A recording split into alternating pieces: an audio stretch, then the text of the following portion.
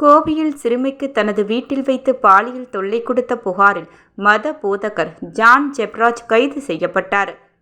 தென்காசி மாவட்டம் செங்கோட்டையை சேர்ந்தவர் ஜான் ஜெபராஜ். சமூக வலைதளத்தில் கிறிஸ்துவ மத பாடல்கள் பாடி பிரபலமானவர். கோவை மாவட்டத்தில் கிங்ஸ் ஜெனரேஷன் என்ற தேவாலயத்தில் மத போதகராகவும் உள்ளார்.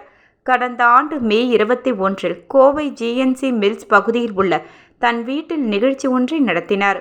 அதில் பங்கேற்ற 2 சிறுமியாருக்கு ஜான் ஜெபராஜ் பாலியல் ரீதியாக தொந்தரவு கொடுத்ததாக புகார் எழுந்தது. கோவை காந்திபுரம் மத்திய மகளிர் காவல் நிலையத்தில் ஜான் ஜெபராஜ் மீது போக்சோ சட்டத்தின் கீழ் வழக்குப்பதிவு செய்யப்பட்டது. தலைமறைவான அவரை பிடிக்கும் பணியில் தற்போது தனிப்படை போலீசார் ஈடுபட்டு வந்தனர். இந்நிலையில் இன்று பாலியல் தொல்லை கொடுத்த புகாரில் மத போதகர் ஜான் ஜெபராஜ் கைது செய்யப்பட்டார். இதுகுறித்து காட்டூர் அனைத்து மகளிர் காவல் நிலையத்தில் விசாரணை மேற்கொண்டனர். ஜான் ஜெபராஜுக்கு ஏப்ரல் 25 வரை நீதிமன்ற காவல் விதிக்கப்பட்டுள்ளது.